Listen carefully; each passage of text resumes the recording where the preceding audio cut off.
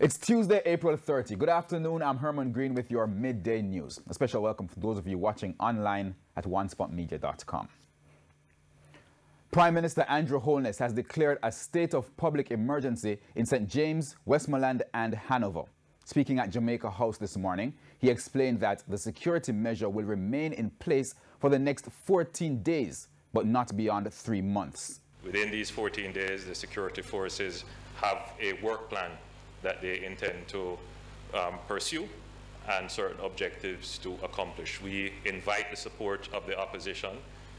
We are in discussions regarding a new scheme of operations which would see enhanced powers being put into law, which would reduce the reliance, if ever, on the states of public emergency.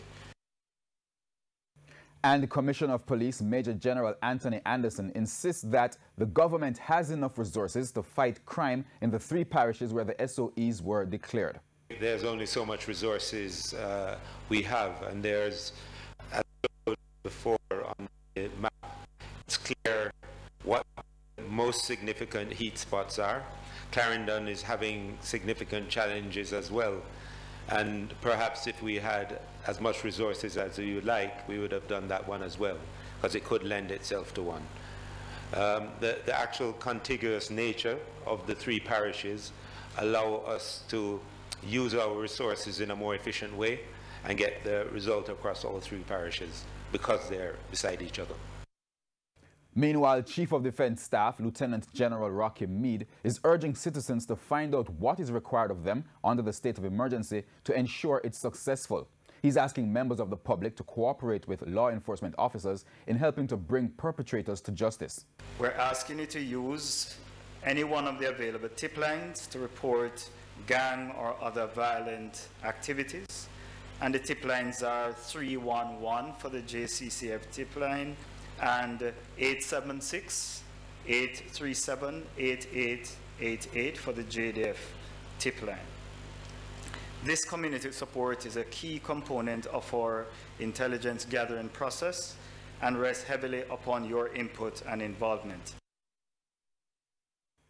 Meanwhile, opposition MP Dr. Angela Brown-Burke is insisting that despite what the government says, the states of public emergency are not solving Jamaica's crime problem. You know, the state of emergency gives you a false sense of security. So what it does, as long as the boots are on the ground, you might recognize that it's crime, you might not see crime, but we're not solving the problem. Because the minute those boots are off, the guns are still there. I think I was listening the other day where it was being said, even in St. James, that far more guns are being found now than were found under the state of emergency. And if we're not removing the guns from off the streets, then we're not really solving the problem. She is suggesting that the implementation of social programs and providing employment, as was promised under the Zones of Special Operations initiative, is the best way to address the crime issue. She says, in addition to not addressing the real problem, SOEs also create other challenges.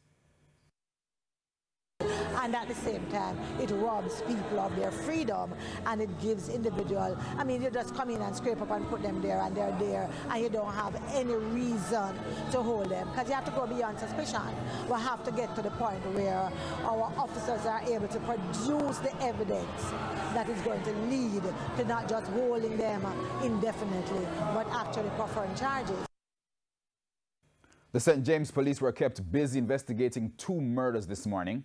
The first incident took place on Barnett Lane in downtown Montego Bay minutes after 2 o'clock.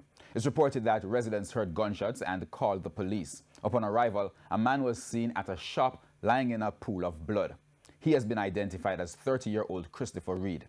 Shortly after that incident, just minutes away on McCarthy Street, the body of 68-year-old Robert Gooden was seen lying on the roadway. Mr. Gooden had gunshot wounds to his upper body. No motive has been established for the killings. And still in St. James, an 8-year-old boy remains in hospital after his father allegedly stabbed him several times in Comfort Hall this morning. The father, who is also accused of molesting his daughter, died this morning from gunshot wounds he received after the police went to arrest him shortly after midnight. TVJ Shamela Pullen reports.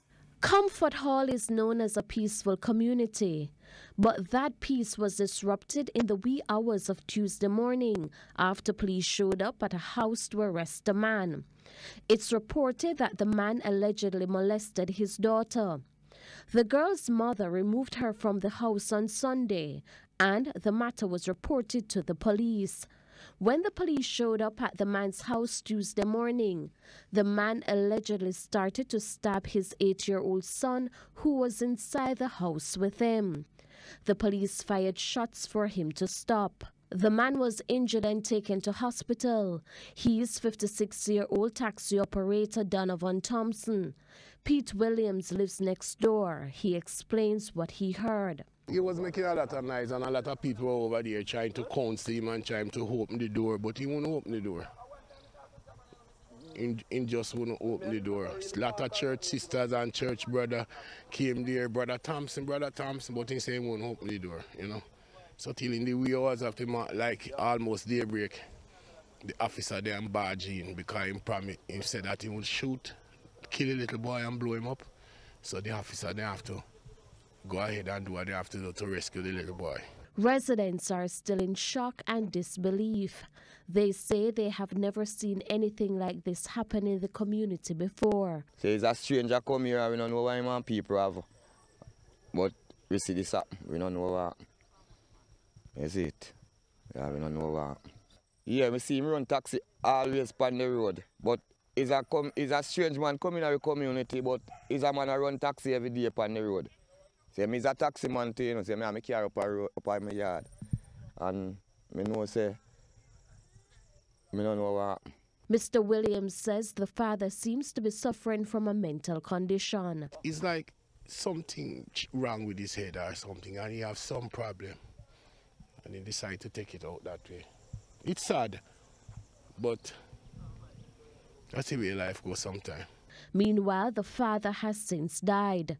The Independent Commission of Investigations is probing the incident. Shamela Pullen, TVJ News. At least one man is dead after the SUV he was driving plunged into the rear cobra in the Bogwalk Gorge, St. Catherine, early this morning.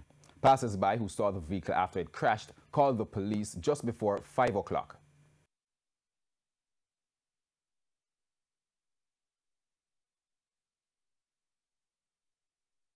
On arrival, the police would have observed a partially submerged green motor car inside the river there. The vehicle was retrieved and revealed one occupant, a male, inside the vehicle. The police say they cannot reveal the identity of the deceased until his family is notified. Meanwhile, they say they have called in the Coast Guard to help search the area for other passengers who may have been in the ill-fated vehicle. It's still not clear where the vehicle was heading or where it was coming from. Director of Public Prosecutions Paula Llewellyn is calling for the introduction of a civics program in schools across Jamaica. According to Ms. Llewellyn, the program would target children from the basic to the high school level. She's proposing a structured program teaching children at an early age how to be a good citizen by, among other things, giving the authorities information on crimes.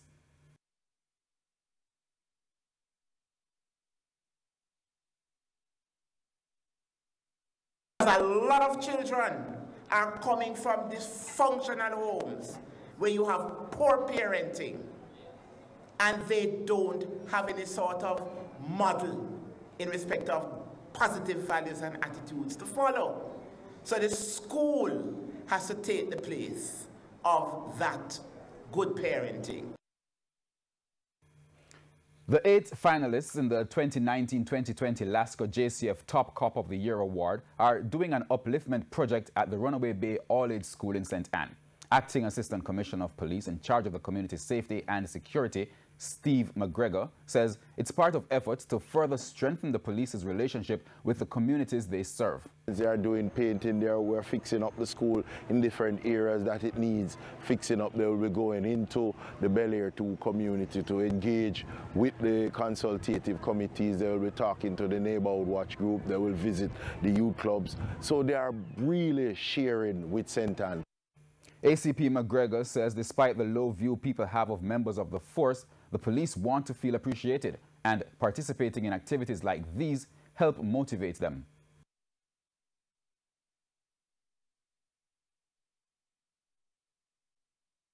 They are humans also, and they come from most of these communities that is feeling this. So, you know, you can't always come down at them. And I always say to citizens when I speak to them, when you see the police on the street, encourage them, tell them that they are doing a good job, reach out to them. And the way in which the students receive them today, I know they feel encouraged, and we are showing that side. So it's a way of also telling them thanks for what they are doing and telling the JSF, generally speaking, thanks for the effort that they are making.